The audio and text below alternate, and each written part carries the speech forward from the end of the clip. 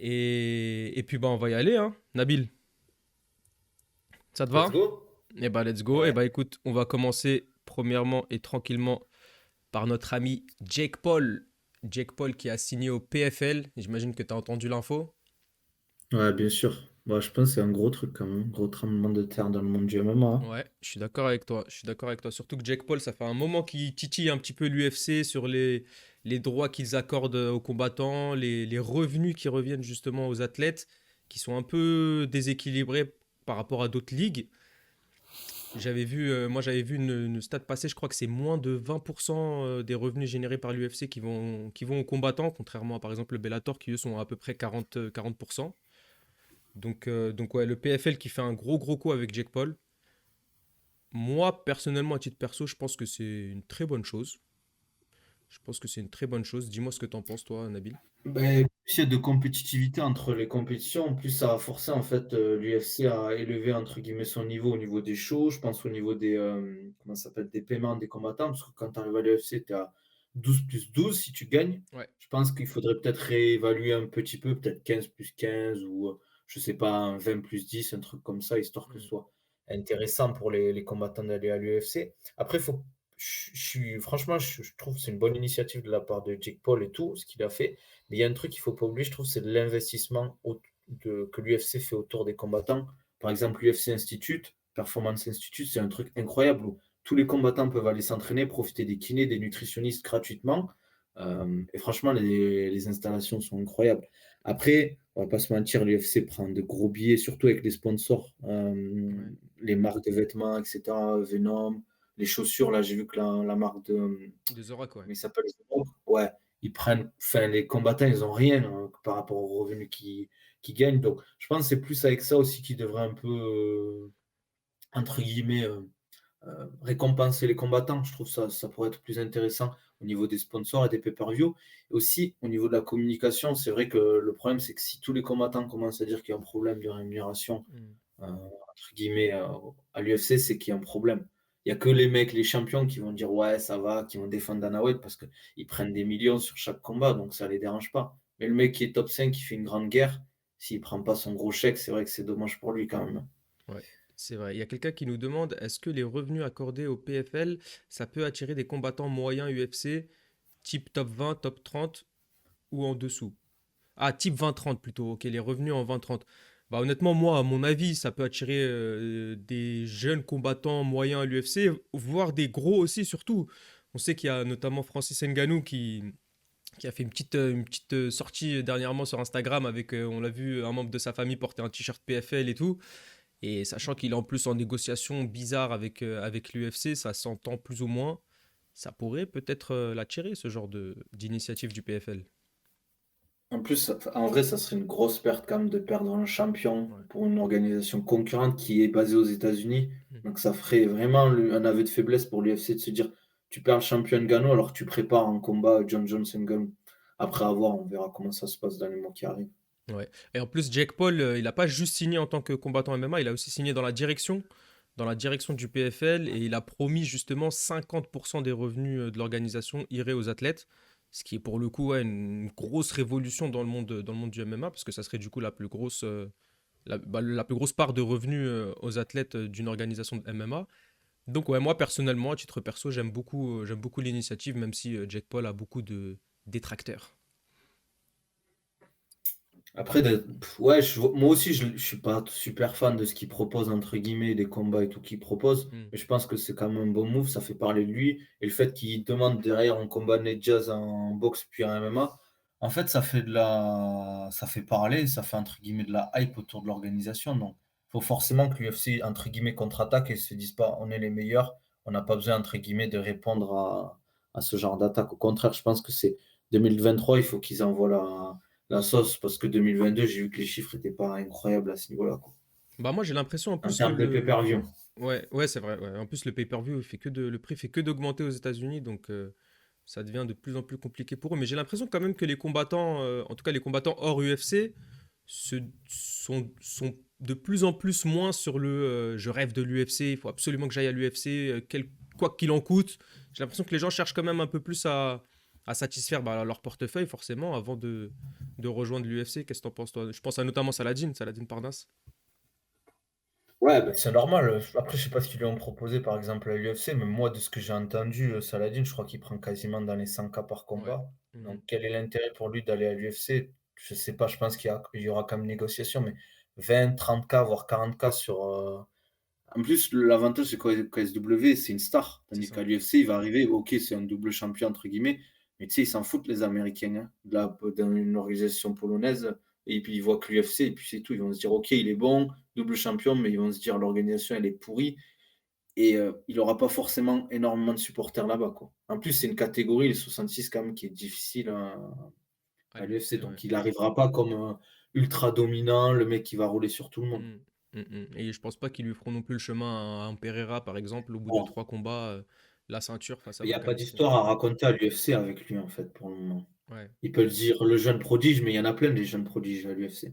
c'est Même vrai. si c'est un mec qui est pétri de talent et qui, pour moi, pourrait quasiment, enfin, facilement, j'aime pas ce mot, mais rentrer dans le top 15 et s'installer et faire vraiment enfin, des gros matchs, quoi. Ouais. On a Nordine qui nous demande le contrat UFC de Ngannou s'arrête le 30 janvier. J'ai vu une info passer comme quoi il y a un an il avait dit quelque chose comme ça. Il avait dit qu'il lui restait deux-trois combats sur son contrat ou un an de contrat, mais j'ai pas très bien compris l'info, donc je ne saurais te dire, mais en tout cas, il est actuellement en pleine négociation, ça c'est sûr. Ouais, en plus, je crois que c'est exclusif. Pour le moment, il n'a pas le droit de négocier en fait avec d'autres Ouais. organisations. Il est obligé de négocier avec l'UFC et au bout de 3 mois, s'ils n'ont pas trouvé d'accord, là, il pourra explorer de nouvelles pistes. Ok. Ah bah tu vois, tu m'apprends une petite info là-dessus sur les contrats. Du coup, pour conclure un petit peu sur la parenthèse Jake Paul au PFL, bonne nouvelle, on est d'accord? Ouais, ouais, je pense. Et Franchement, est-ce que moi, tu je penses kiffe. que ça pourrait faire bouger un petit peu du côté de l'UFC les choses ou pas Mais, trop? franchement, ils ont pas le choix maintenant. En plus, je pense que ça va faire. Honnêtement, moi, le PFL, je regarde très rarement, je regarde vraiment les grosses affiches. Mais je Mhm. pense que si Jake Paul combat, vu comme en plus, j'aime bien un peu leur petite touche, entre guillemets, le tournoi 1 million et les petits Ouais. ajouts, rien que la caméra arbitre, je trouve que c'est incroyable. Ça change tellement la physionomie des combats. Et t'as l'impression de regarder un combat de rue, t'es un journaliste et tout. Hmm. Et ça rajoute un truc, je trouve. Et tu sais que même ils ont même comment dire bref, ils ont les gants aussi qui calculent la force de frappe, la vitesse des coups et tout. Enfin, c'est vraiment une organisation poussée dans la technologie. Ça, je trouve ça hyper lourd. Tu devrais te pencher un peu plus sur le PFL, c'est vraiment incroyable. Même leur système de points, tu gagnes 6 points si tu mets un KO au premier round, 5 points si tu mets un KO au deuxième round, 3 points si tu fais un finish, je veux dire, au troisième round. Et puis tu accumules les points pour te qualifier pour les playoffs après. J'aime beaucoup le délire. J'aime beaucoup le délire. Bon, bah Jack Paul au PFL, on est d'accord. Dites-nous un petit peu dans le chat, vous, ce que vous en pensez. Il y a une période de négociation de 90 jours à partir de janvier 2023. En tout cas, pour nous, Jack Paul, c'est plutôt une bonne nouvelle. On a une autre info qui est sortie cette semaine, c'est celle de Raphaël Fiziev contre Justin Gaethje. Donc Raphaël Fiziev a dit il a déclaré sur une chaîne YouTube, je ne sais plus laquelle, que l'UFC voulait absolument organiser un combat contre Justin Gaethje pour soit l'UFC à Londres, soit l'UFC à Vegas. Moi personnellement, ce combat c'est l'élite, ça serait l'élite du striking, ça serait incroyable, la nouvelle génération contre l'ancienne. Je stream fort ce combat. En plus, je pense là, ils nous préparent des cartes enfin, c'est quoi? C'est Londres ou non, pas Liverpool, c'est Londres, on est C'est d'accord? Londres, ouais, C'est en Londres. Angleterre. Ouais.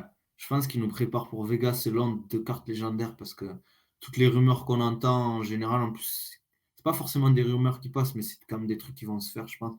Parce que quand même, Fiziev, ça fait un moment qu'il a pas combattu en plus, non? Ouais, ça fait Enfin, un... un moment, j'exagère, mais Non, non, mais ça fait. Je crois qu'il a combattu début 2022 la dernière fois. Je vais te confirmer ça tout de ouais, suite. contre Dos Anjos, non? Ouais, contre Dos Anjos, c'était début ou mi-2022. C'était très exactement Ah bah, c'était en juillet. Bon, ça va. Ah ouais, ouais, je pensais plus, tu vois. Ouais, moi J'aurais aussi. plus pensé mars. Bah, c'est qu'il Bon, nous ça, manque, hein. franchement, c'est un gros banger, hein. Ouais, franchement, j'ai hâte. En plus, bah, clairement, ça ferait bouger le top 5 de la catégorie lightweight. Moi, je sais pas ce que t'en penses, mais je trouve que top 5 de la catégorie lightweight, c'est pas que j'en ai marre. Ils ont encore le niveau, mais vu le. Je trouve que entre le top 5 et le top 10, c'est beaucoup plus intéressant qu'entre le top 2 et le top 5, tu vois. Ouais, parce que c'est les mêmes têtes qui, entre guillemets, qui Ouais, tournent entre eux. T'as l'impression ils font une trio, une quatuor et ils se combattent entre eux. C'est plus intéressant parce qu'en plus, franchement, Justin Gaethje et Poirier, j'ai pas l'impression qu'ils peuvent reprendre entre guillemets un titre, à part s'il y a une grosse blessure de Makhachev ou un truc comme ça, ouais, mais c'est clair. je les vois pas entre guillemets refaire le titre. Tandis qu'il y a des mecs qui ont la dalle et qui sont comme Sarukian, Fiziev. On a des mecs qui ont envie, même Darius, tu vois, même si c'est un ancien, c'est des mecs qui peuvent taper pour le title shot et ils ont faim, tu le vois, ils veulent combattre n'importe qui. Eux, ils veulent un peu plus des money fights, ce qui est normal, hein. Ils ont fait Ouais. des guerres, ils ont envie de prendre leur chèque, mais franchement, Chandler, Poirier, Gaethje, moi, c'est bien, mais On j'ai souffle, envie de voir quoi. les nouveaux aussi. Ouais, Ouais. la même réaction que toi, on souffle. Moi aussi, j'ai envie de voir un petit peu du changement. Bah, j'aimerais bien justement que cette ancienne génération affronte la nouvelle. Et c'est pour ça que j'aimerais bien que ce combat-là se fasse entre Fiziev et Gaethje. Mais je crois que ça traîne depuis quand même quelques semaines, hein, les négociations sur ce combat-là. Apparemment, ça a l'air de se conclure un petit peu. Mais en tout cas, j'ai hâte que l'ancienne génération justement affronte la nouvelle. Et je pense que ça sera dans un sens unique. Mais il faut pas sous-estimer Gaethje. Ouais, bien sûr, bien sûr. C'est un monstre, hein, on va pas l'oublier. Ouais. D'ailleurs, il y a Lakash qui dit ça va être une guerre, mais Geiji va montrer c'est qui le papa. Ah ouais, ok, ça pronostique Geiji face à Fiziev. Faut avoir une grosse paire pour pronostiquer ça. Mais moi, je vois clairement, ouais, je vois clairement Raphaël l'emporter. Peut-être pas finir Geiji, même si on l'a vu se faire finir quelques fois. Mais en tout cas, je pense que en striking, en tout cas dans la beauté du striking, il sera beaucoup plus propre, beaucoup plus clean. Là où un Geiji, c'est souvent des gros crochets larges, beaucoup de kicks. Et il risque de s'exposer un petit peu plus face à Fiziev, je pense. On verra bien si ça se fait. Alors, des rumeurs sur Darius. Sur Darius, de tête, je crois pas qu'il y ait Moi, d'infos. j'ai entendu qu'il se cherchait avec Poirier. Alors, je sais Ouais. pas si c'est juste qu'il se cherche ou si derrière il y a peut-être un combat qui va se faire, mais je crois que il a envoyé une petite pique entre guillemets, de dire qu'il combattait entre guillemets, qu'il faisait que des money Ah oui, fights j'ai et vu, qu'il ouais. combattait que les grosses têtes de la KT. Donc, Ouais. j'aimerais bien moi, tu vois, un petit combat Poirier Darius, ça pourrait être pas mal. Pourquoi pas, tu vois. Tu verrais qui entre les deux? C'est une C'est galère ce compliqué parce combat, que hein. Poirier, il est solide aussi quand Mm, même, mm, mm, hein. mm. Franchement. Tu vois, c'est vraiment un des mecs que je me dis, faudrait le faire sauter, mais c'est un mec qui est solide de C'est fou, tu ça, vois. c'est ça. À chaque fois, on se dit, bon, bah, il va Et affronter quelqu'un qui va lui faire du mal ou qui va mettre fin à sa carrière limite. Et puis à chaque fois, bah, en fait, non, il fait des grosses en tout guerres cas, et il s'en sort. un stand-up, franchement, je le vois pas en fait se faire ouvrir, tu vois. Genre, Mais je crois tu qu'il y vois, pour moi, si tu peux.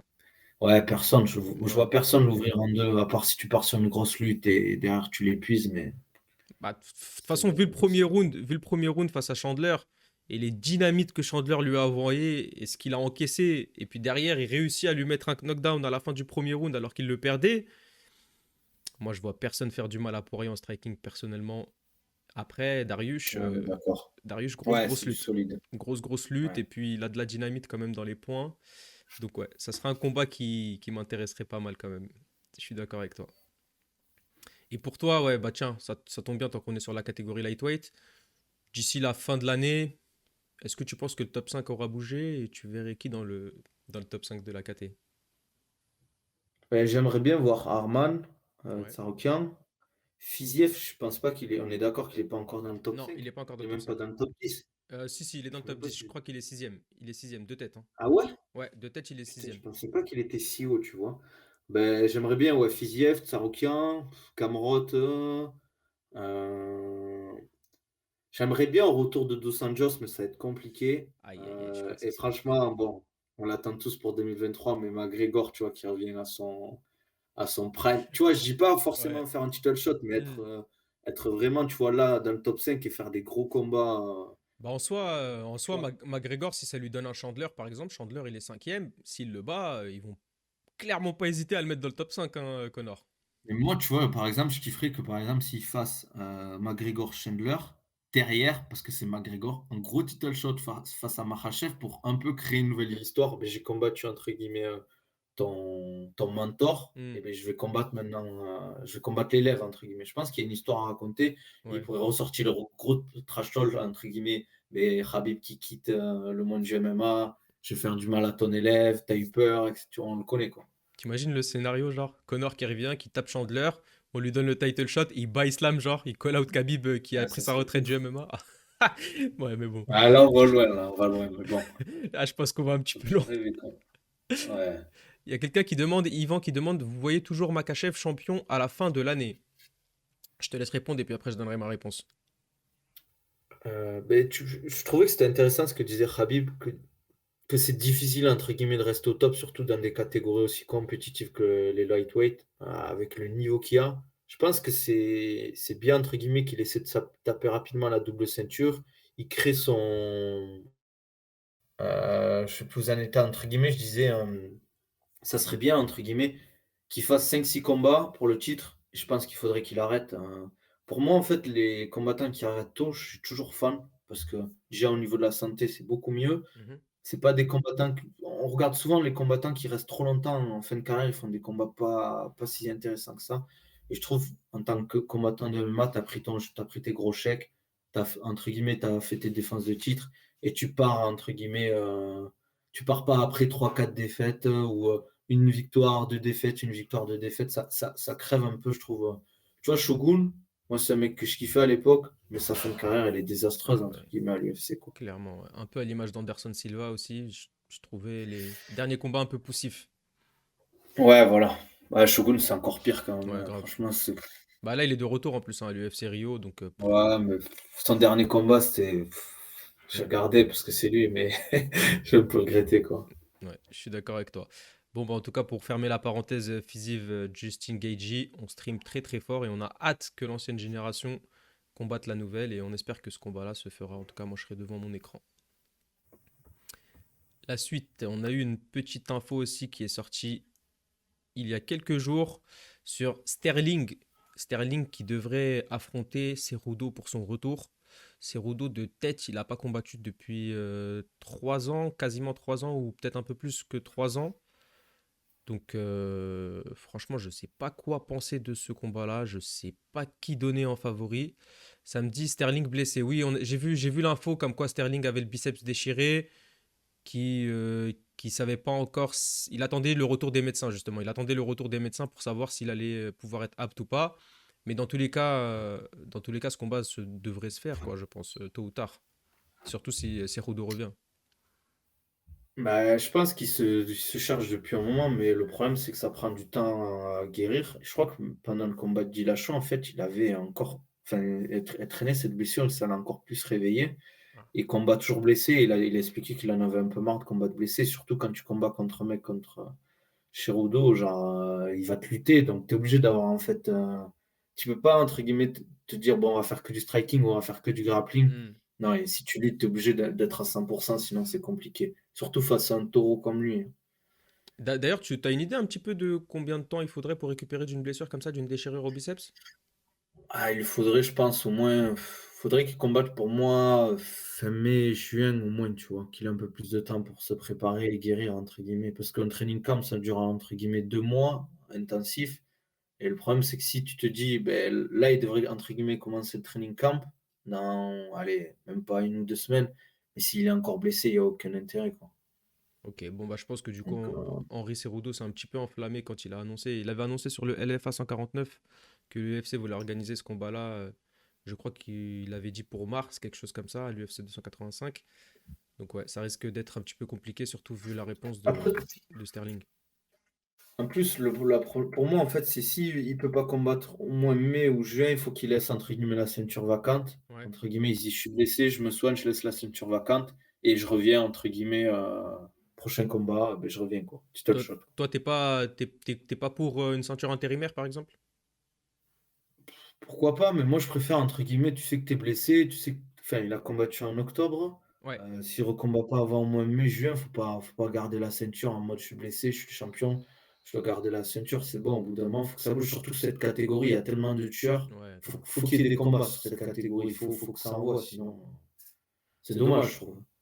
Ouais, je suis d'accord avec toi. C'est vrai que C'est vrai que Sterling, en plus, il nous avait fait traîner 1 an avec sa blessure après le premier combat contre Petr Yan. Avant de faire le deuxième, Ouais. justement, il y avait eu, je crois, une année complète qui était passée. Donc ouais, ce combat-là. Après, Cejudo, 3 ans sans combattre. Toi qui en sais un peu plus sur le physique des combattants, comme ça, revenir de 3 ans de retraite, au niveau physique, on peut se réajuster et retrouver son meilleur niveau? S'il a, con- S'il a continué à s'entraîner régulièrement, qu'il s'est pas arrêté, entre guillemets. Moi, je regarde un peu de temps en temps ce qu'il propose. J'ai l'impression qu'il continue à s'entraîner. Après, tu t'entraînes pas comme quand tu es combattant, c'est sûr. Mais si tu gardes tes automatismes. Après, je pense quand même contre Sterling, ça serait difficile. Mhm. Parce qu'en pied-poids, il est meilleur. Même si Sterling, tout le monde dit qu'il a pas mais déjà, il est plus grand, plus physique. Et dans ce genre de catégorie, c'est une énorme différence. Et surtout, il a un grappling de fou. Donc en fait, s'il arrive à le contrôler, je pense qu'il aura toujours une solution, entre guillemets, Sterling.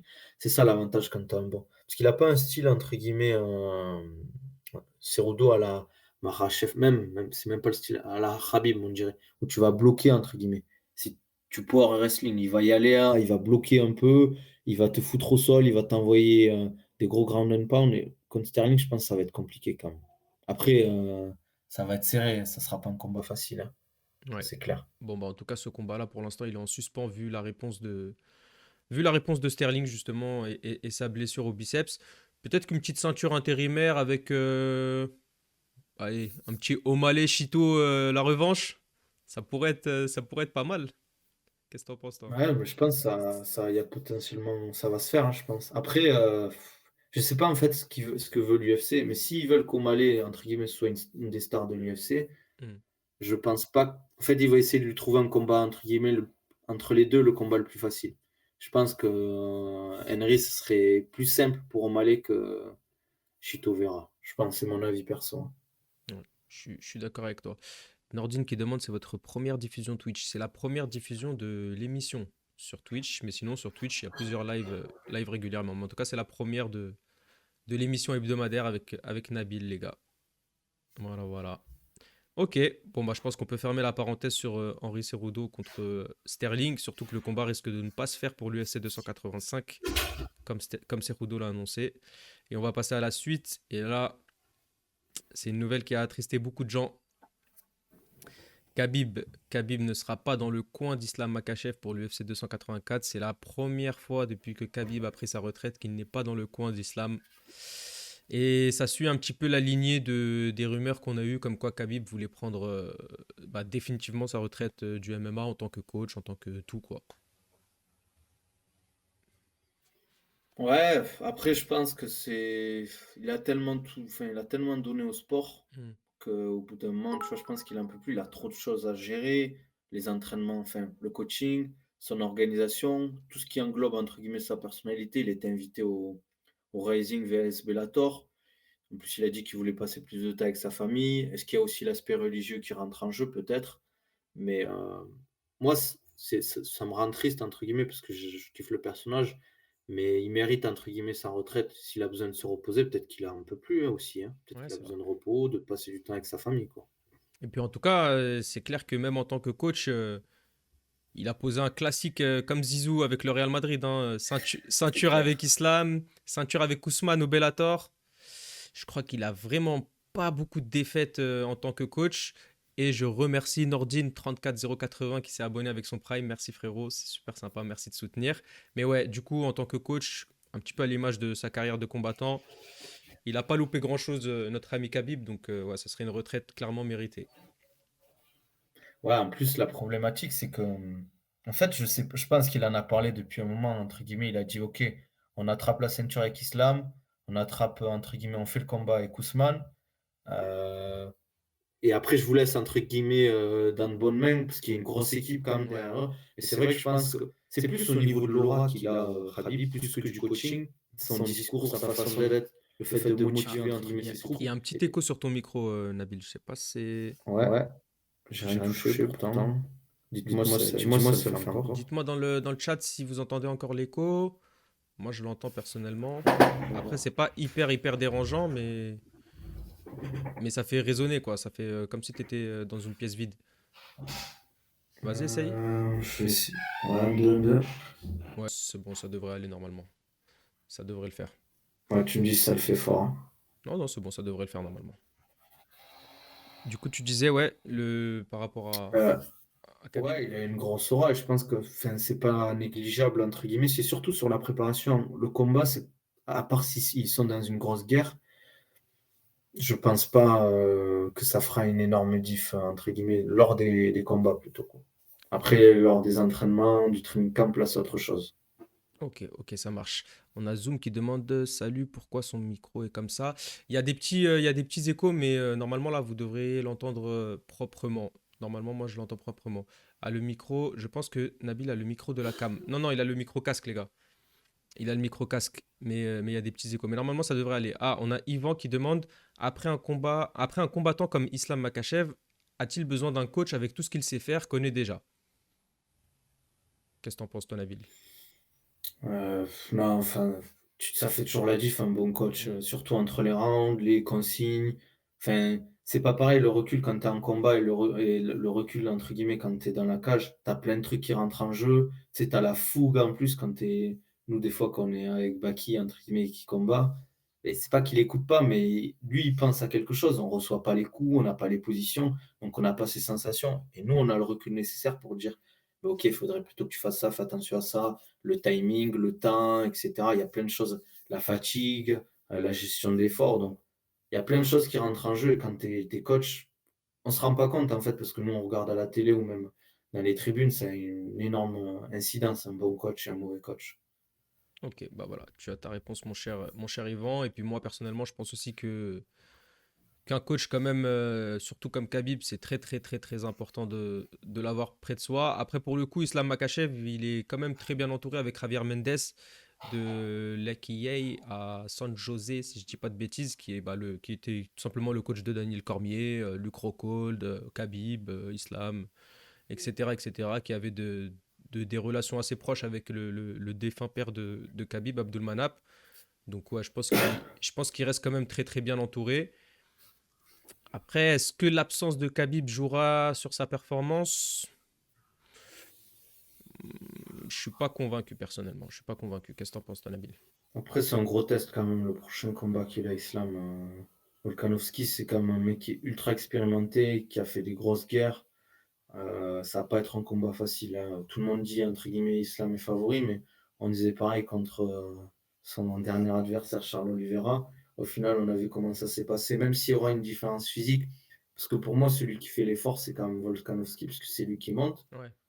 C'est pas l'inverse, entre guillemets. Hmm. Donc, c'est, en fait, pour moi, si Volkanovski gagne, il va rentrer clairement en fait Le Panthéon.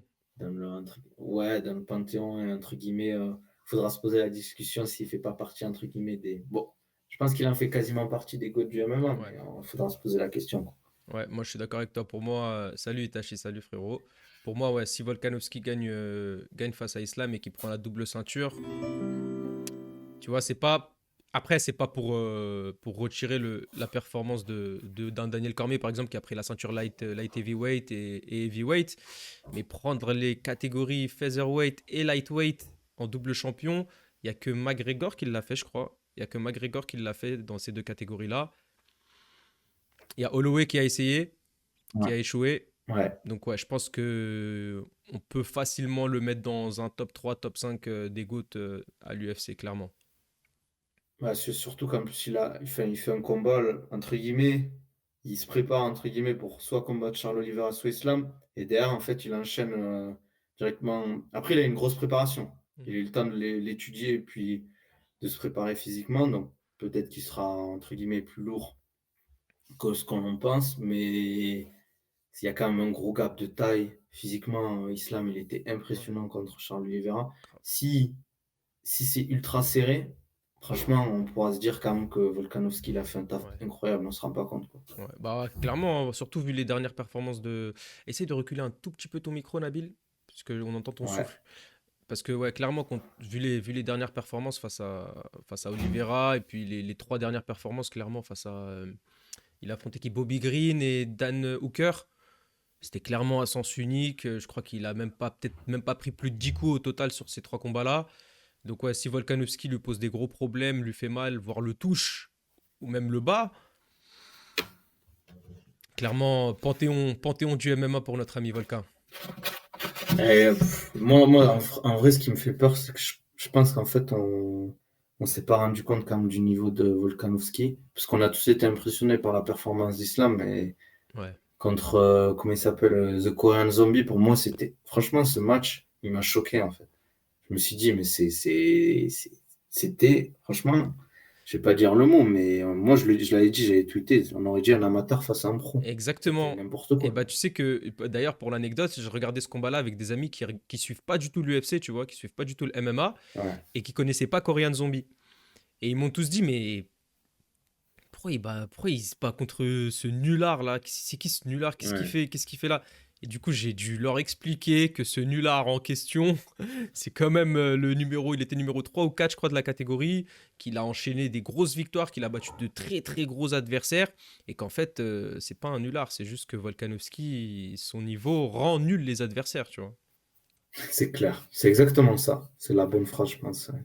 Mais si Makachev, il y a Yvan qui demande, mais si Makachev marbre Volka, est-ce que sa place dans l'histoire avance énormément ou pas?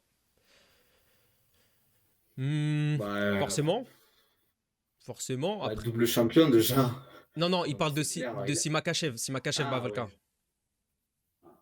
Ah oui, parce que oui, c'est vrai que c'est Volka qui vient chercher la ceinture. Oui, Ouais. j'avais complètement oublié ce détail. Ouais, ça change tout. Ouais. Donc, ouais, Simakachev bat Volka, bah, en vrai, il est très gros favori. Enfin, il est quand même grand favori. Donc, s'il le bat, ça sera un petit peu, entre guillemets, logique. C'est sa catégorie, c'est lui le champion, c'est son poids, il a l'habitude de combattre dans cette catégorie-là. Après, il bat quand même le numéro un pound for pound. Quelqu'un qui enchaîne tout le monde dans sa catégorie et personne ne peut venir le chercher. Donc bien sûr qu'il avancera dans l'histoire, mais c'est encore tôt pour dire que Makachev est un top 10 de l'histoire, quoi. Ouais, je pense qu'il faut encore au moins un 4-5, voire un peu plus de combats pour. S'il arrive à enchaîner derrière 4-5 défenses de titre d'affilée et qu'il a battu Volkanovski, peut-être. Ouais. En plus, j'ai entendu des histoires comme quoi il voulait peut-être. Enfin, je sais pas si c'est lui, mais qui pourrait monter en welter, donc à voir. Ah. Bah, en tout cas, maintenant, c'est devenu la mode pour les champions de tenter la double ceinture. Après, c'est pas facile, hein, on l'a vu avec Adesanya notamment. Ouais, c'est clair. Ok, bon, bah, on va fermer cette parenthèse Khabib, hein. Je pense que s'il prend cette décision-là, on ne peut que respecter et admirer la carrière en tant que coach et en tant que combattant de Khabib. Merci à Isco93, merci à Max R6, merci les gars, ça fait vraiment plaisir de follow. N'hésitez pas à follow. Ce sera tous les mardis ce genre d'émission avec Nabil. On débriefera l'actualité complète du MMA et les événements du week-end. On enchaîne Nabil? Vas-y. Hop, on va passer du coup à l'événement du week-end. La carte de l'UFC est là. Enfin la carte. Il y a le main event à ne pas calculer, mais, euh, mais voici la carte de l'événement de ce week-end avec quand même pas mal de beaux combats. Il y a beaucoup d'inconnus du grand public, mais si on fouille un petit peu, il y a quand même de sacrés gros combats, notamment, hop, notamment celui-ci entre Basharat et Mendonça. Mendonça, en fait, Ouais. c'est un nouveau. Je sais pas si tu as vu son combat. Il a combattu au Dana White Contender Series. Le Dana White Contender Series, pour faire la parenthèse, c'est un petit peu une qualification pour l'UFC. Les meilleurs combattants gagnent un contrat pour l'UFC. Et lui, pour le coup, il m'avait fait forte impression parce que quand j'ai vu sa teinture bleue là, je me suis rappelé directement de lui. C'est un putain de crack, désolé du terme, mais il a l'air vraiment super chaud. Et puis en face de lui, il y a quelqu'un qui a quand même deux trois combats, je crois, à l'UFC, Bacharat, et qui est vraiment, vraiment, vraiment une galère. Et il me semble qu'il n'a jamais goûté la défaite Bacharat. Je vais confirmer ça Non, il est tout de à suite. 12-0, je crois. Ouais, 13-0, ouais, 13-0, il n'a jamais goûté la 13. défaite. Ah. Et c'est une grosse, grosse, grosse galère. Donc ce combat-là, moi perso, je suis hype. Moi, j'ai regardé son dernier combat là, à Basharat. Je Mhm. trouvais qu'en fait, il a une activité incroyable. Après, c'est bantamweight, ça me choque même pas en fait. Ouais, Cette catégorie, pour moi, c'est là où ils mettent le plus d'activité. C'est pour ça, pour moi, c'est une des catégories les plus disputées, les plus intéressantes à regarder. C'est parce que physiquement, il y a énormément de choses à voir. Ils sont souvent très bons en lutte, très bons au sol, très bons en striking. C'est rare qu'il y ait des mecs qui sont, à part Sterling, c'est un peu une anomalie, mais c'est pour ça aussi qu'il est au top. c'est qu'il a un grappling incroyable. Mais le reste, c'est des mecs qui savent striker, ils savent lutter. Franchement, en vrai, la plupart des combats en bantamweight, c'est quand même beau à voir, ça qui est intéressant. C'est pour Ouais. ça que je regarde pas mal cette caté. Bah, cette KT-là, franchement, c'est le divertissement pur, hein. C'est clairement tout le top 10 en plus. C'est même voire tout le top 15, hein. Tout le top Ouais, 15. c'est clair. D'ailleurs, bah, en parlant des bantamweight, on va y revenir un petit peu plus tard. Mais on a le petit mini Khabib, Oumar Nurmagomedov. Mais on va en parler C'est juste clair. après. Juste avant, on a un autre combat. On a un autre combat en préliminaire qui, bon, forcément, il y a plusieurs combats qui sont intéressants, mais on va parler uniquement des noms, on va dire, qui sont plus ou moins intéressants et des combats qui hype. Il y a celui de Ribeiro contre Alassane. Celui de Ribeiro contre Alassane qui est quand même un combat que j'attends personnellement parce que Alassane, ça fait bah, je crois que c'est depuis son premier ou deuxième combat que tout le monde l'attend au très très haut niveau dans sa KT. C'est un petit peu en dents de scie, mais c'est toujours le divertissement, clairement, quand tu regardes ces combats. Donc, en fermeture des préliminaires, j'ai hâte de voir ce combat. En plus, là, je regarde, attends, les horaires mince, de la carte, c'est quoi là? Parce que je vois UK Ouais, 9 h du soir. alors les préliminaires, ils vont commencer à 22 heures, comme il y a une différence de 1 heure entre enfin, Ouais, London, par tout rapport ça. à Paris. Ouais, ça commencera à 22 heures les préliminaires et la carte principale commencera à 1 heure. Ok, ok, ok. Ouais, voilà, il y a Bon, marqué ça va. minuit UK, donc nous c'est 1 heure.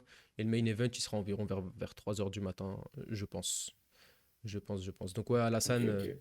Alassane, grosse puissance de frappe. Généralement, quand il connecte, ça fait mal. Ça fait très très mal. Ribeiro en face, je crois que c'est son premier combat à l'UFC, si je ne m'abuse. Donc j'ai hâte de voir aussi. Je crois qu'il s'est qualifié aussi au Dana White Contender Series. Excusez-moi si je me trompe, peut-être que je le confonds. Mais de tête, je crois qu'il s'est qualifié au Dana White Contender Series. Donc Ça me dit rien, lui. ça risque d'être un combat très très explosif. À ne pas louper. À ne pas louper. On va passer sur du coup le combat qu'on attend tous, celui d'Oumar Nurmagomedov contre Barcelos. Oumar, il y a beaucoup de combattants qui le fuient. Là, Ah, ça m'étonne pas. on a un combattant qui l'accepte, Raoni Barcelos. Barcelos, après, ça fait un moment lui qui combat à l'UFC. Je vais te dire ça, depuis 2018, il est à l'UFC et il a 2 défaites Ouais. pour 5 victoires. Il a 5 victoires pour 2 défaites. Son dernier combat, c'était en octobre. En octobre, c'était une victoire par Ah, d'accord, décision ok. face à Trevin Jones. Une victoire par décision. Avant ça, il avait enchaîné 2 défaites. Et puis, il prend quand même un sacré steak. Il prend quand même un sacré Ouais, steak. je crois que la dernière fois qu'Oumar il avait combattu, c'était en featherweight. C'était en moins de 66, je crois. Parce que j'ai regardé son combat et je crois que c'était en moins de 66, ouais. C'était en... Je suis pas sûr à 100%, mais Ouais, son dernier le combat, dernier, c'était. c'était en bantamweight. C'était en bantamweight, c'était face à Nate Maness. Mais par contre, celui d'avant, c'était en moins de 66, ouais. Ah, Celui ok. d'avant, face Ouais, à voilà, Brian c'est pour Kelleher, ça. c'était en moins de 66. Ouais, c'est ça que je me suis souvenu et je me rappelle, il avait mis un étranglement arrière. Ouais, exactement. T'avais l'impression que, encore une fois, il y avait entre guillemets deux niveaux, un amateur et un pro. C'est ça qui m'avait choqué, hein. Bah ça, j'ai l'impression que ça se reflète Je- beaucoup avec les combattants du Daghestan, de Tchétchénie, qui ont vraiment genre un niveau, deux, trois niveaux supérieurs dans un domaine, souvent la lutte, et ça se ressent vraiment quand ils mettent en place leur jeu. T'as l'impression que leurs adversaires sont asphyxiés, et puis Omar Nurmagomedov, ouais, Ah, clairement, c'est ça, hein. mais le pire, c'est qu'Oumar, il a un striking de fou, en fait. Il Exactement. met des kicks, c'est n'importe quoi, en fait. C'est ça qui est cool à voir avec ce combattant, c'est qu'on a souvent le cliché des combattants, entre guillemets, du Caucase, qui sont pas chiants à regarder, mais qui luttent, qui collent et qui font un peu de grappling avec une grosse pression en top game. Et lui, il a des kicks, enfin, il a ces marques kicks là ils ont une trajectoire vraiment particulière. En fait, tu sais même pas si c'est des front kicks ou c'est des marques kicks, parce qu'ils partent un peu sur le côté, direct, ils arrivent au La centre et ça va vitesse, à une vitesse. ouais. Ouais, Un peu comme Ousmane, hein. Un il peu y a une comme grosse. Ousmane. Ouais, un peu, c'est vrai, c'est vrai. Après, ça va un peu plus vite, puisque la catégorie, ils sont plus légers, mais c'est tout aussi impressionnant, quoi. Mais les deux, j'ai l'impression que les deux, c'est un petit peu les deux derniers de la lignée de combattants des Nurmagomedov. J'ai l'impression que les deux, ils ont complètement changé par rapport à Khabib et bon, Islam, c'est pas Nurmagomedov, mais c'est l'équipe. Eux, c'est vraiment pur striking, mais complet aussi au sol. Après, je pense qu'ils sont, enfin, pas ils se sont rendus compte, mais vu que Javier Mendes, maintenant, il travaille beaucoup avec eux depuis un moment, ben, ils ont quand même amélioré leur striking à très haut niveau. Tu es obligé, entre guillemets, d'être complet ou vraiment d'être bon en lutte, bon en striking, bon au sol, bon en striking. Tu veux pas juste avoir la composante, entre guillemets, lutte, grappling, pour être très très bon. Il faut quand même que tu aies un striking maintenant. Surtout, pareil, ben, dans ces catégories lightweight et banta, où Hmm. l'adversité, elle est quand même présente. Pour le top 15, c'est que des tueurs. Donc si tu te dis, ben, je vais que faire enfin, je vais faire que du grappling, ah, ça va être compliqué, franchement. En tout cas, pour jouer le titre. Ouais, je suis d'accord avec toi. Je suis d'accord avec toi. Oumar, j'ai vu une rumeur passer comme quoi s'il gagne ce combat sans blessure, sans souci, on pourrait le revoir sur la même carte qu'Islam, donc un mois après, en Australie. J'ai vu une rumeur passer comme ça. Après, je ne sais pas si c'est de source sûre, mais on m'a confirmé, confié que c'était une source sûre, etc. Absolument. Donc, je crois Après, je pense qu'Oumar, pas que ce sera un banta après. non, je pense pas qu'il enverra deux cuttings comme ça. Il y a moyen qu'il fasse ça en phaser en moins de 66. Et j'ai l'impression qu'il jongle un petit peu entre les deux catégories, Oumar. Donc, Bah, pourquoi pas, moi en vrai, tant qu'ils se blessent pas et qu'ils combattent pas blessés, enfin, moi je préfère entre guillemets que les combattants fassent un maximum de combats, s'ils se sentent bien évidemment capables et en forme. Et parce que le problème, c'est que tu combats 2 3 fois par an. Il suffit que, par exemple, comme Sterling, tu sois blessé, mais au final, tu vas peut-être rater, entre guillemets, 9 mois ou 1 an sans combattre. Et la retraite, elle arrive vite maintenant en MMA. hmm. C'est compliqué dans ces catégories où ça envoie la sauce de te dire je vais prendre ma retraite à 39 40 ans. En général, c'est les grosses catégories où c'est différent. Ils peuvent se le permettre. Là, ils peuvent pas. Donc, plutôt tu combats, entre guillemets, quand tu es en forme, quand tu peux te le permettre, mieux c'est.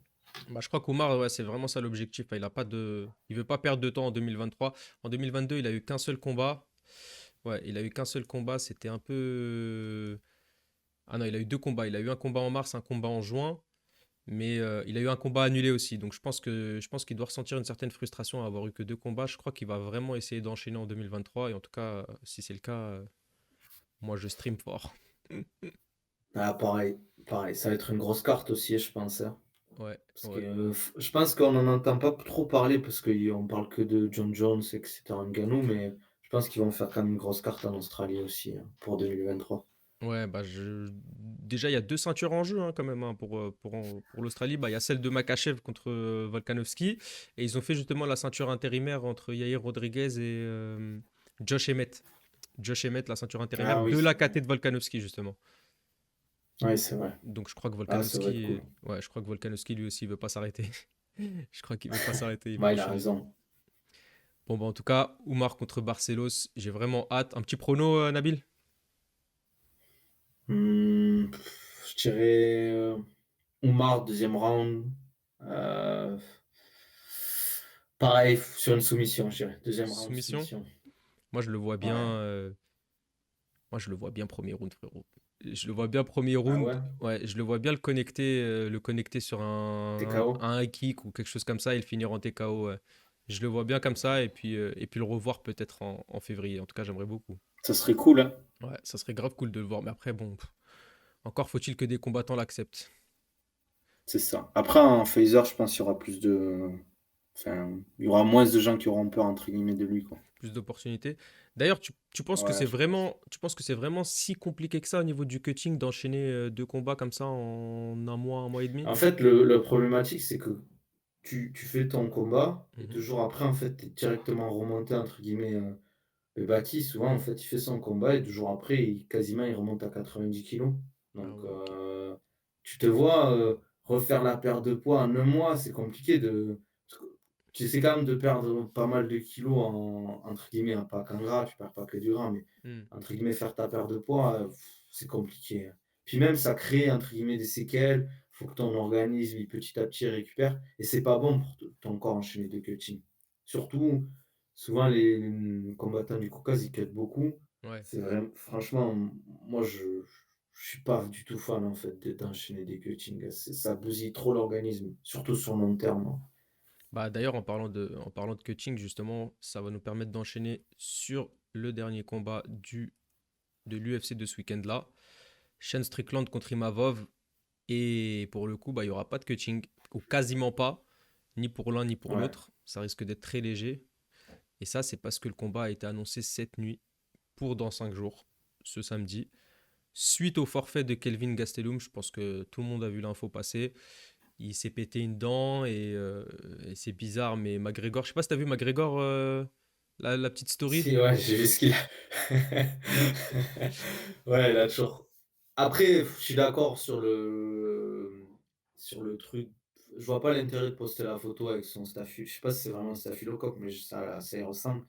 Mais en vrai, t'as beau faire ce que tu veux, s'il y a un mec qui a une connerie, il suffit que tu tournes avec lui et que tu te frottes un tout petit peu avec lui, mais tu peux le choper même si tu fais attention à la propreté du tatami. Franchement, des fois, c'est pas. Nassourdine, il avait un staphylocoque là pendant sa préparation. Et il Mm, a tout fait, entre guillemets, pour que ça parte. Et le problème, c'est que ça t'empêche de tourner avec tes partenaires d'entraînement parce que tu es obligé soit d'avoir en fait des manches longues, d'avoir un pansement, si ça enlève avec la transpiration, le ouais. fait de frotter par terre, ça se rouvre et ça se réinfecte. Donc c'est compliqué. Après, moi, ce qui me gêne surtout, c'est que Kelvin, il a raté beaucoup de combats. J'ai l'impression que moi, des infos que j'ai, c'est que c'est fréquent, entre guillemets, dans sa Mm, salle de sport, que ça s'envoie la sauce. Je crois que Dillashaw avait sorti un truc, je sais plus si c'était sur une vidéo, qu'il avait dit que là-bas, ils s'entraînaient comme des brutes, en fait. Ils s'entraînent pas intelligemment, donc tant pis pour lui, hein. Franchement, Kelvin, je pense qu'il va se faire sauter du roster si ça continue, hein, parce que ouais. t'imagines, il perd de l'argent. Enfin, il perd de l'argent. Je pense que pour ramener Strickland, ils ont dû sortir un gros billet quand même. Je pense aussi. Je pense qu'ils ont dû. Surtout qu'en plus, il a combattu il y a un mois, même pas. Enfin, Ouais, il a fait le dernier événement UFC, hein, en décembre.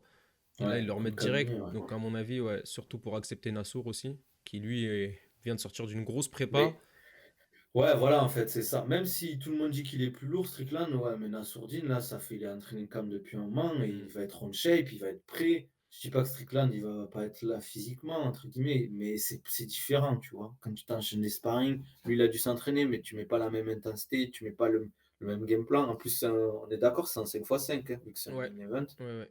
Donc voilà, 5x5. Si ça va à la décision, ça va être compliqué pour Strickland. Après, bon, on va en parler, mais enfin, c'est compliqué de combattre Strickland quand même.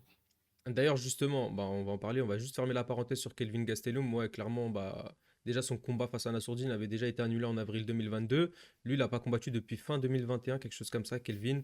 Ça a été annulé contre Nassour. Au final, ils lui ont trouvé un remplaçant face à Dricus Duplessis. Ça a été annulé pour le jour même du combat. Enfin, c'était quelques jours avant le combat. Ça a été annulé face à Dricus parce que Kelvin était blessé finalement. Donc, il a encore mis un plan galère la semaine de la Fight Week à l'UFC. Je crois qu'il file un mauvais coton, Kelvin, hein. Ouais, Dana White, il va péter un câble au bout d'un moment. Mais ça leur coûte de l'argent, on va pas se mentir, Mm, surtout que les gens ils payent leur place. Et il y a de plus en plus, j'ai l'impression, il y en a eu beaucoup, entre guillemets, des main events, pas annulés, mais des changements avec Ramzat, on a eu, mm, mm, mm. ça leur coûte de l'argent, tout ça. Et tu sais, les gens payent leur place. Au bout d'un moment, si ça arrive régulièrement, ils disent, bah, ok, on risque d'avoir un main event qui se fait pas où il y aura une modification. Est-ce que je vais prendre ma place ou c'est mieux que je regarde chez moi, je paye pas ma place, et au moins s'il y a un changement de dernière minute, ben, je me fais pas entre guillemets avoir, quoi. Et puis même pour Nassour, hein, quand même, parce que si personne n'accepte derrière, enfin, il est à Vegas, il a toute la prépa, il est en diète depuis plus d'un mois. Ouais, C'est la déception, je pense elle est terrible, surtout que c'est pas de sa faute pour le coup. c'est clair. C'est clair. Mais ouais, non, Kelvin bizarre. Puis d'ailleurs, bah, McGregor, on l'a bien vu, hein, il a pas rigolé avec lui. Grosse story. Après, je comprends ce qu'il veut dire hein, quand même dans le fond. Hmm, hmm, Parce hmm, que hmm. ça fait pas professionnel. C'est vrai. C'est vrai, c'est vrai. Je suis d'accord avec toi. Puis bon, bah du coup, Shane Strickland, Shane Strickland face à Imavov, c'est mieux pour Imavov, c'est mieux pour Nassourdine parce que Shane Strickland, il est classé 8e de Si, tête, si. 7 ou Je 8. crois que c'est sixième. Je crois qu'il est classé 7 ou 8. Je vais te confirmer ça tout de Non, suite. t'as raison, je crois septième ou huitième peut-être, oui. Ouais, je crois que c'est quelque chose comme ça, ouais. 7e ou 8e. Et du coup, bah, face à Strickland, c'est pas la même que face à Kelvin. Kelvin, il est classé 13e, il est classé derrière Nassour. Donc là, c'est clairement une entrée dans le top 10 directement si jamais il l'emporte. Après, Sean Strickland et Kelvin Gastelum, c'est quand même deux combattants différents. Ah ouais, C'est dur de les clairement. comparer. Toi, qu'est-ce que tu en penses à ce niveau-là, au niveau des deux profils? Bah, c'est pas la même taille, c'est pas le même style. Tu me trompes, peut-être tu me corriges, mais Strickland est droitier, je crois, Ouais, je crois. Et Kelvin est et gaucher, ouais. Kelvin est gaucher. Donc ça change totalement la façon de combattre. C'est un style qui est difficile. Strickland, franchement, il est chiant à combattre. On l'a Ouais. vu contre Cannonier, hein. Il met Cannonier, il a pas beaucoup la forcément pression, ouais. trouvé de ouais, il a pas trouvé énormément de solutions, quoi. Ça Mm, s'est fait à la décision, mais si Strickland aurait gagné, ça m'aurait pas, entre guillemets, «choqué». J'aurais pas été là, mm, ouais, mm, mm. c'est un vol. En plus, il va être un peu plus lourd. Ça va être, tu vois, ça, par exemple, ça va être compliqué d'aller lutter contre Strickland. Je pense que Ouais. ça va être un combat de striking. Après, Nassourdine, il a l'avantage de la vitesse, précision. Il a un style aussi atypique, un peu taekwondo, karatéka, un peu Mm, mm, mm. très aérien, ça bouge Ouais. beaucoup. Moi, j'adore le style de Nassourdine en pied-point. Franchement, c'est vraiment impressionnant. Mais Strickland, c'est difficile à gérer, hein, sa boxe, hein. Après, moi, j'ai l'impression que quand même la sourdine, je sais pas si tu as vu les cotes un petit peu des parieurs. C'est C'est bon, serré, non? ne pariez pas les gars, bien sûr, hein, on déconseille les paris sportifs ici. Mais ouais, c'est très très serré. Ils ont la même cote les deux quasiment, que ce soit aux États-Unis ou en France. Mais moi, je mettrais quand même Nassourdine un petit peu devant, justement dû à son style qui est beaucoup basé sur les déplacements, très volatile, beaucoup de coups linéaires et, euh, et qui va vraiment user en fait avec son striking sur le long terme. Là où Strickland, pour le coup, lui, ça va vraiment être de la pression, avancer, tout droit, ne pas s'arrêter face à Nassourdine. Et je pense qu'en se déplaçant comme ça et en utilisant son jeu de jambes et puis quelques kicks aussi pour venir un petit peu abîmer les appuis de Strickland, je pense que Nassourdine a quand même un Ah, petit avantage. il y a, il y a un truc qu'on a oublié, en fait, c'est la taille de la cage. Là, il combat à Vegas, donc c'est Ouais. une petite cage, donc ça change un peu. Il a déjà combattu là-bas dans Sourdine, mais ça change quand même un peu le style, entre guillemets. Tu peux pas te déplacer autant, il Mm, faut quand même que tu gardes le centre de la cage. Donc, soit tu es ultra agressif, soit tu bouges bien et beaucoup. Et sur un 5x5, c'est difficile, entre guillemets, de bouger énormément, enfin, de bouger autant, surtout face à un mec qui va être plus lourd que toi et qui va te faire mal. Je pense que Strickland, il fait mal quand il tape, il va faire très mal. Bon, après, Nassourdine, c'est pareil. Moi, tous les gens qui ont tourné avec lui m'ont dit qu'en sparring, en fait, ses coups font mal. Donc, tu les sens et ça te calme un peu. Même contre, je pense, Buckley, en vrai, on se rend pas compte, même s'il a pris un KO contre Curtis, c'était son dernier ouais, combat? ouais, Chris Curtis, ouais. Je sais plus, Chris Curtis, ouais. Nassourdine, il tape fort, hein. Moi, j'ai vu ses sparring, ça va vite, il est très précis et ça tape fort. Donc, je pense qu'on va avoir un beau combat. Juste, j'espère qu'il va pas rendre le combat chiant, Strickland. Après, il a pris son chèque. L'avantage, entre guillemets, c'est que si Strickland, il se met pas la pression, je pense, pour le combat. S'il perd, bon, ça fait chier, ça tenait une Mm, défaite. Il a pris un gros chèque. mm. Il n'est pas préparé physiquement. Donc ça va jouer. Si ça part sur un 5x5, ça va être compliqué.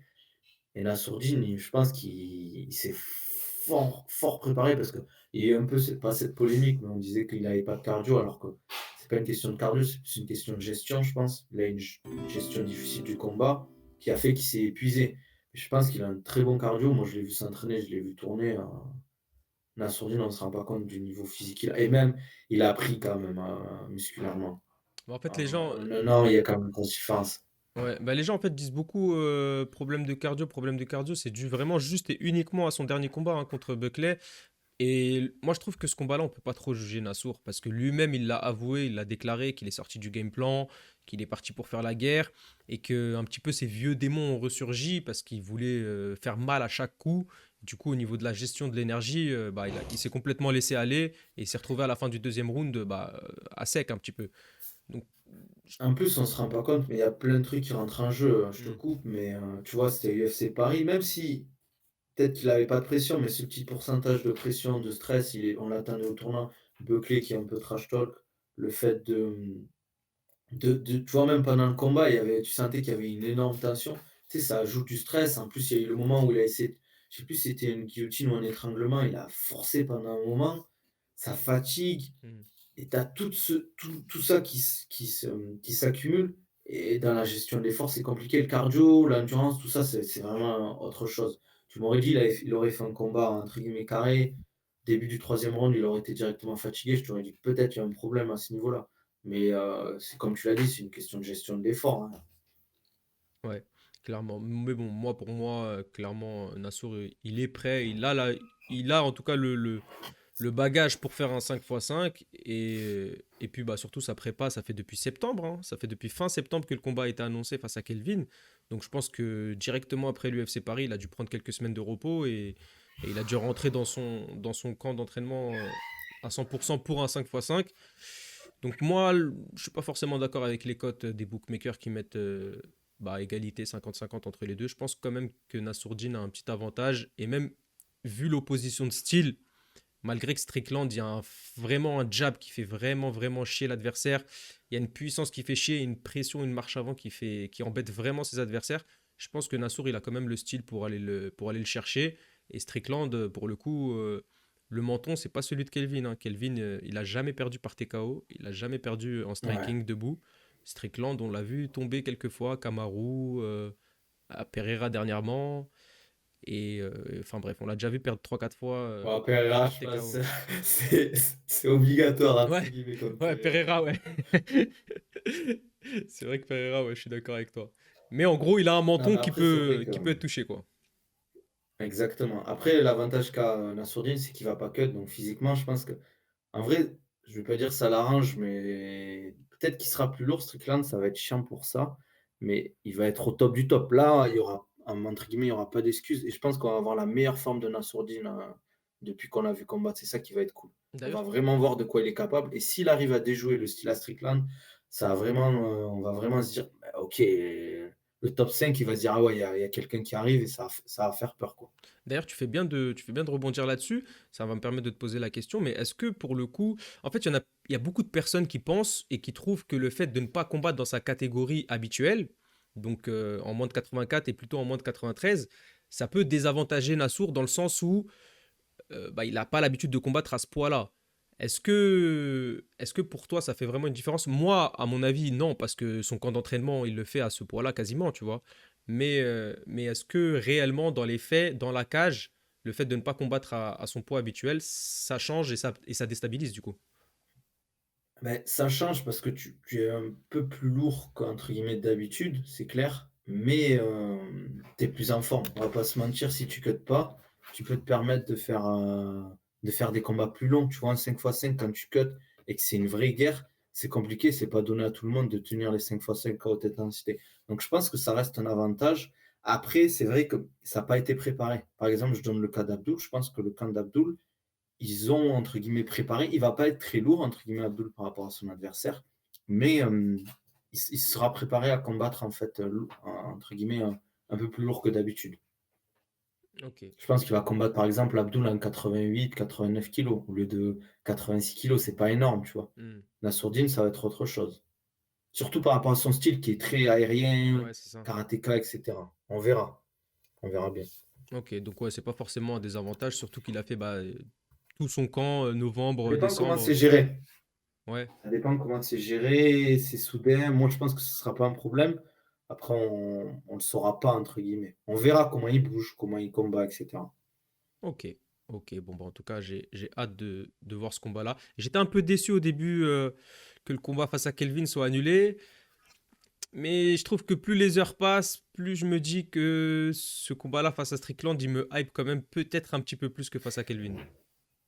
Et en fait, on se dit, regarde, par rapport à l'UFC, tu vas te dire, si gagne Strickland, ouais, il prend quelqu'un, entre guillemets, en short notice, un mec comme Strickland. S'il gagne, ben, ça met un gros signal à la catégorie pour dire, Hmm. ouais, j'arrive. Kelvin, ça faisait un moment qu'il n'avait pas combattu. Même si je pense que s'il avait gagné, ça aurait fait. S'il gagne, ça aurait parlé de lui, mais peut-être pas autant que Strickland. Je pense qu'il a plus à gagner Strickland. Ça va peut-être un combat plus difficile parce qu'il n'avait pas préparé comme ça. Mais moi, entre guillemets, je suis à la fois déçu entre guillemets pour Nassourdine parce qu'il avait préparé tout ça pour Gastelum. Hmm. Mais je me dis, s'il gagne, ben, il pourra monter. Je pense que Nassourdine, on ne se rend pas compte du talent. Enfin, on se rend pas compte, je vais pas dire ouais, les gens savent pas, etc. Et les gens ils savent, mais c'est quand même quelqu'un qui, je pense, c'est pas, euh, c'est pas rêveur de dire qu'il peut prendre la ceinture. C'est pas, pour moi, c'est pas une problématique, Ouais, c'est clairement. clair. Clairement, c'est pas déconnant de dire ça. Merci à Ryan Oops d'avoir suivi. Merci à Moon RS6. Ah, toi, tu conduis bien, toi. Merci les frères pour le follow. Ça fait vraiment plaisir. Et puis, bah écoute, ouais, clairement, Strickland Imavov à suivre ce week-end, ce samedi, vers les coups de 3 heures du matin. Le plus gros challenge pour Nassourdine, clairement, de sa carrière. Moi, je suis hyper, hyper hype. J'ai hâte de voir ce combat-là. Surtout que j'aime pas trop Strickland, pour être honnête. J'aime pas trop le personnage. Ouais, moi aussi. J'espère que Nassourdine. Je pense que même ça, c'est une petite motivation pour Nassourdine. Il y a moyen que ça soit une petite motivation. L'adversaire. Après, à voir, hein, parce qu'il parle Strickland en plus Ouais, dans le. Enfin, on a là on a tous vu la vidéo où il parle à ses adversaires ou à son adversaire. Donc, à voir hein, ce qu'il va proposer en fait. Ça peut être il intéressant à ce il y niveau-là. a moyen qu'il joue beaucoup là-dessus, Strickland, hein, parce que la dernière fois qu'un gars a essayé de parler, a essayé de rentrer dans la tête de Nassourdine, bah, ça a fait un petit peu ressurgir les vieux démons de Nassourdine qui voulaient que le taper. C'est C'était clair. Buckley. C'était Buckley. Donc, ouais, Strickland, il y a moyen qu'il joue sur ce côté-là aussi pour essayer de déstabiliser Nassour. Mais bon, moi, je pense que ça devrait le faire. Allez, On verra bien. petit prono Nabil. Franchement, c'est difficile en vrai, hein. Ouais, ouais, c'est difficile, mais faut se mouiller. Euh, J'aimerais bien un finish. Franchement, j'aimerais Je bien un kifferais. finish pour Nassourdine. Je dirais finish, quatrième round, un TKO. Ok, ok. Moi, c'est vrai que ce combat-là, quand même, il est. En plus, c'est la Il est KT de dur. poids et tout, il Franchement, est il est dur à dur. pronostiquer. Moi, je vois une victoire de Nassour. Franchement, dans tous les cas, je vois une victoire de Nassour. Je pense que ça ira à la décision, perso. J'espère pas. Ah ouais, J'espère je sais vraiment même pas pas. trop quoi. J'espère vraiment pas, mais je pense que ça ira à la décision. Mais si ça va pas à la décision, ouais, TKO, TKO Nassour, clairement. Dans les derniers rounds, 4-5, je pense aussi. Mais je sens bien une décision unanime pour Nassour, tranquillement, tu vois. Gestion de Ah, combat, ce serait cool, hein. gestion de combat, gestion de la pression, gestion de l'énergie. Je le vois bien gérer tout ça et l'emporter haut la main. Après, il y a plus de chances que ça aille à la décision vu le style de Strickland. Ouais, c'est ça, Je hein. pense, hein. C'est ça, c'est ça. Mais j'espère qu'il nous fera un petit peu la brute épaisse comme face à Pereira, à rentrer comme ça, un petit peu sans garde face à Nassour. Parce que Nassour, comme tu l'as dit, gros, gros puncher, hein, il a de la gouache quand même, hein. Il a de la gouache. Mm. Ouais, ouais. Ok, parfait, parfait. Bon, bah les gars, je pense qu'on est carrément bon. On est carrément bon sur ce premier épisode. On a fait un petit peu le tour de l'actu de cette semaine. Nabil, ça va? T'as bien aimé? T'as kiffé? Ouais, franchement, c'était cool hein, à refaire, hein. Mardi prochain, on va essayer de s'organiser parce que je serai à Paris Grave. à l'hôtel avec Baki. Bon, je vais essayer de trouver une solution, de trouver de quoi brancher mon câble Ethernet et de faire ça en live. Mais je trouverai une solution, il n'y a pas de souci. J'espère aussi, j'espère En plus, aussi. le mardi, si on fait ça mardi, normalement, j'ai rien à faire avec Baki mardi, il va juste se reposer. Donc, je trouverai une solution. Bon, bah au top. Bon, bah de toute Il n'y a pas façon, de même si, souci. même si tu peux pas, il n'y a pas de souci, on pourra reporter. Les Non, gens, mais je trouverai une solution, t'inquiète pas. les gens ne t'en voudront pas. Bon, bah vas-y, bah, on s'attrape mardi prochain, mon frérot Nabil. C'était un kiff. Vas-y, avec plaisir. Les gars, la rediff, elle sera sur YouTube, elle sera sur Twitch, mais je vais la mettre sur YouTube, donc vous pourrez suivre ce premier épisode du Culture X Nabil. Mon frérot, je te dis à bientôt. À la Hop. prochaine, les gars. Les gars, faites un petit coucou à Nabil dans le chat. Il est l'heure pour lui de nous quitter. Vas-y, mon frérot. Ciao. Vas-y, ciao, À les la gars. prochaine.